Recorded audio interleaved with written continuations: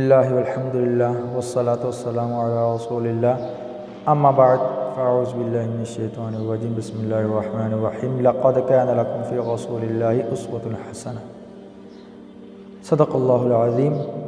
درس قرآن کو اگر ہم نے نہ بلایا ہوتا تو یہ دن نہ زمانے نے ہم کو دکھایا ہوتا، اور چاٹ لی کتابیں لندن و پیرس اور انگلش کی ہم نے، اے کاش کے قرآن سے بھی فیضاں اٹھایا ہوتا۔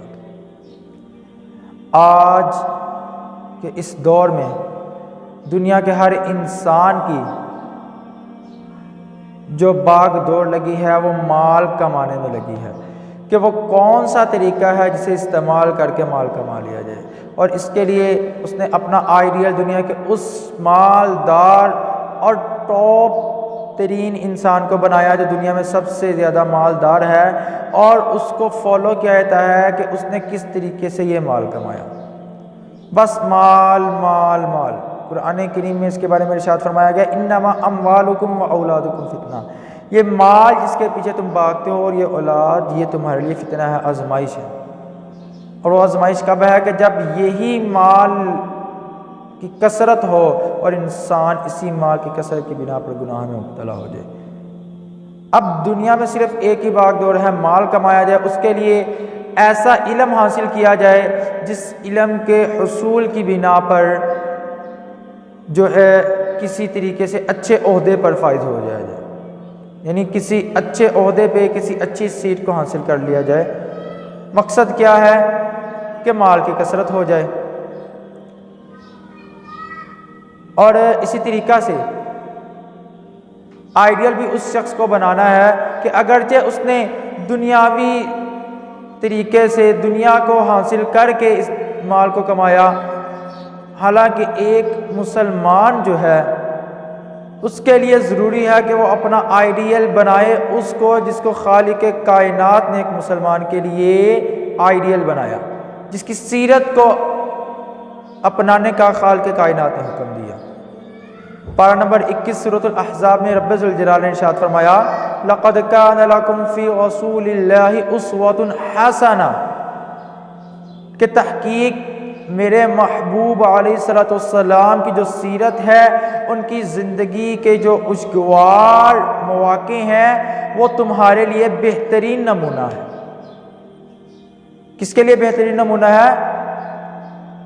اسوۃ حسنۃ لمن کان یرجو اللہ والیوم الآخر، جو آخرت کے دن پر اور اللہ کی ملاقات پر ایمان لاتا ہے۔ اب آپ سوچیں کہ اللہ تعالیٰ نے کتنی بڑی بات کہہ دی کہ جو آخرت کے دن پہ ایمان لاتا ہے اور اللہ تعالیٰ سے ملاقات پہ ایمان لاتا ہے، اس کے لیے محبوب علیہ الصلوۃ والسلام کی زندگی، ان کی زندگی کے مبارک پہلو، یہ بہت پیارا نمونہ ہے۔ اور اس پر جو چلے گا، اس نقش قدم پر، محبوب میرے آقا علیہ السلام کے نقش قدم پر جو چلے گا، اللہ تعالیٰ اسے اپنی ملاقات بھی عطا فرمائے گا، اور آخرت میں اسے قیامت کی ہولناکیوں سے جلد از جلد نجات بھی عطا فرمائے گا۔ اب ہم نے کسے اپنا آئیڈیل بنا لیا ہے؟ ہم کس علم، انگلش، لندن اور یہود و نصارہ کے طریقوں پہ چل رہے ہیں؟ ہمارا سر سے لے کے پاؤں تک لباس یہود و نصارہ کے طریقے پر ہے، ہمارے اقوال یہود و نصارہ کے طریقے پہ ہیں، ہمارے معاملات یہود و نصارہ کے طریقے پہ ہیں، اور بات ہم کرتے ہیں کہ غلام ہے، غلام ہے، رسول کے غلام ہے۔ آج ہم نے اللہ تعالیٰ کے محبوب کے سیرت کے مبارک پہلو جو ہیں ان کو چھوڑ دیا۔ آئیے ہم اللہ کے محبوب علیہ الصلوۃ والسلام کی زبان اطہر سے نکلے مبارک الفاظ کو دیکھتے ہیں کہ انہوں نے کسے بہتر کہا۔ آج ہم بہتر ہونے کے لیے، اپنے آپ کو نمایاں دکھلانے کے لیے عیش و عشرت اور آرام کے سامان تلاش کرتے ہیں تاکہ لوگ یہ کہیں کہ یہ چودھری صاحب جا رہے ہیں۔ اور ہماری جہالت یہ ہے کہ جس کے پاس مال و دولت کی کثرت ہے اس کی ہم عزت کر لیتے ہیں، اور جو بیچارہ مال و دولت سے محروم ہے اس کو ہم کچھ بھی نہیں سمجھتے۔ اللہ تعالیٰ کے محبوب علیہ الصلوۃ والسلام نے ارشاد فرمایا خیرکم من تعلم القرآن وعلمہ، بخاری اور مسلم کی متفق علیہ حدیث سے پاک ہے کہ تم میں سے بہترین شخص وہ ہے من تعلم القرآن وعلمہ، جو قرآن کو خود سیکھے اور دوسروں کو قرآن پاک کو سکھائے۔ اللہ اکبر، یہ دنیا کے واحد بہترین کتاب ہے کہ جس کے سیکھنے سکھانے والے کو اللہ کے محبوب علیہ السلام نے بہتر کہا، اور اللہ کے محبوب وہی کہتے ہیں ان ہوا الا وحی یوحی، جو خالق کائنات کی طرف سے انہیں وحی کیا جاتا ہے۔ وما ینطق عن الہوا، اپنی خواہش سے وہ کوئی بات نہیں کرتے۔ گویا کہ رب ذوالجلال نے اسے بہتر کہا، وہ قرآن کے سیکھنے اور سکھانے والے ہیں۔ ہم آج کس طرف جا رہے ہیں؟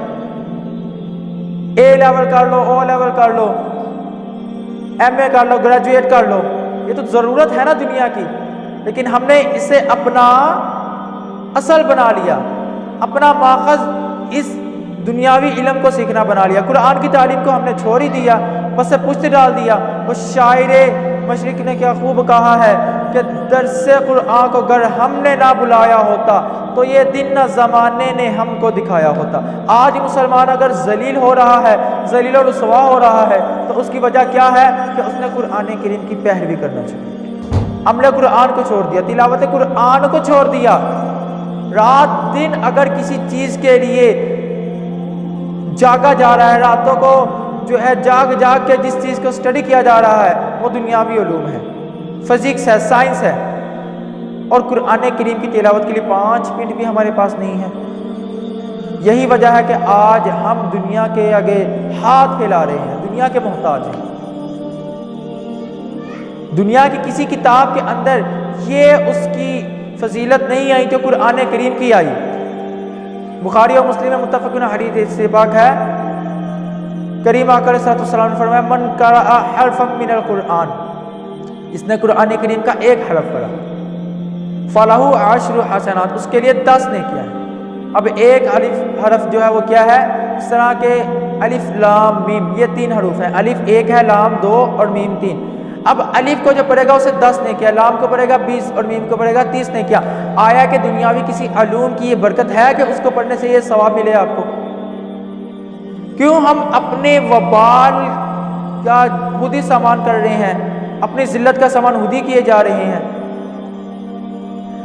اور اس قرآن کو پڑھنا اور پھر پڑھنے کے بھی آداب ہیں، یہ نہیں کہ بس قرآن کو پڑھ لو جس طرح مرضی پڑھ لو، اس قرآن کریم کو پڑھنے کے بھی آداب ہیں۔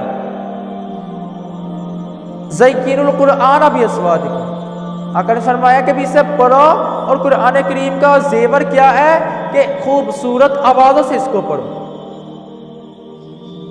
یہ نہیں کہ جس طریقے سے مرضی پڑھتے جاؤ، اس کے قواعد و مخارج کا خیال نہ رکھو۔ آج بس ہوتا ہے یہ قرآن پڑھنے کے لیے بس ہی بھیج دو، اگر اسکول کی ٹیوشن پڑھانی ہے، اکیڈمی پڑھانا ہے، کوئی اچھی اکیڈمی ہونی چاہیے، ٹاپ پہ اکیڈمی ہونی چاہیے، اس ٹیچر سے پڑھانا جو ٹاپ پہ ہو۔ قرآن پڑھانے کے لیے تمہیں ٹیچر کی وہ پڑھنا ہی نہیں پڑتی کہ یہ ٹیچر اچھا ہے، اچھا پڑھاتا ہے، بس کسی باجی کے پاس بھیج جا، اگرچہ جیسا بھی قرآن پڑھتی ہے۔ کیا ہو گیا آج ہمیں؟ کس طرف ہم جا رہے ہیں؟ اپنی ذلت کا سامان ہم خود ہی کیے جا رہے ہیں۔ ہم نے آج یہود و نصارہ کو اپنا آئیڈیل بنا لیا، تو ان کے طریقے پہ چل کے کیا ہوتا ہے؟ دنیاوی تعلیم حاصل کرنے کے بعد بھی در در کی ٹوکریں کھا رہے ہوتے ہیں۔ مجھے یاد ہے ایک مرتبہ میں جب ابھی تعلیم حاصل کر رہا تھا تو میرے والد صاحب کے ایک دوست تھے، تو ان کا بیٹا جو تھا وہ انتقال کر گیا۔ اب والد صاحب نے مجھے مدرسے سے لیا، ان کے گھر چلے گئے، تو بڑے ہی امیر ترین تھے وہ۔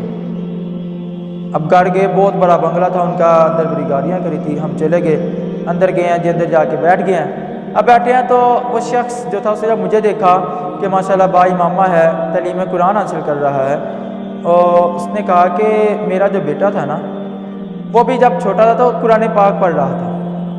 اب میں نے کہا بیٹا قرآن حفظ کر لو گے تو کیا کرو گے؟ مسجدوں میں اذانیں دو گے نا، تمہیں کیا ملے گا؟ کتنا پیسہ مل جائے گا؟ اس کو چھوڑو، ڈاکٹری کرو۔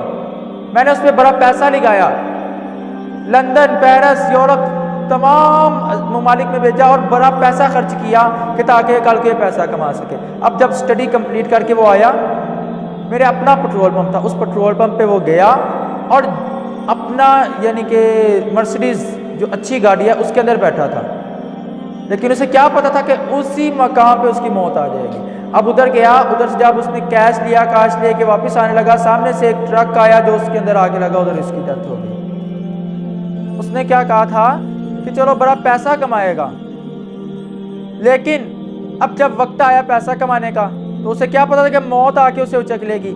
تو میں نے کہا کہ صاحب یہی اگر آپ نے اسے قرآن کریم حفظ کروا لیا ہوتا تو شاید آپ کو آج یہ امید ہوتی کہ قرآن کریم کی برکت سے اللہ تعالیٰ اس کے عذاب قبر کو معاف کر دے گا، اس کے گناہوں کو معاف کر دے گا۔ تو آج ہم کیا کیے جا رہے ہیں؟ کیا اس تعلیم کو حاصل کرنے سے آپ کو قیامت کے اندر کوئی اعزاز ملے گا؟ اگر ملے گا تو صرف قرآن کریم کی تعلیم حاصل کرنے سے ہی ملے گا۔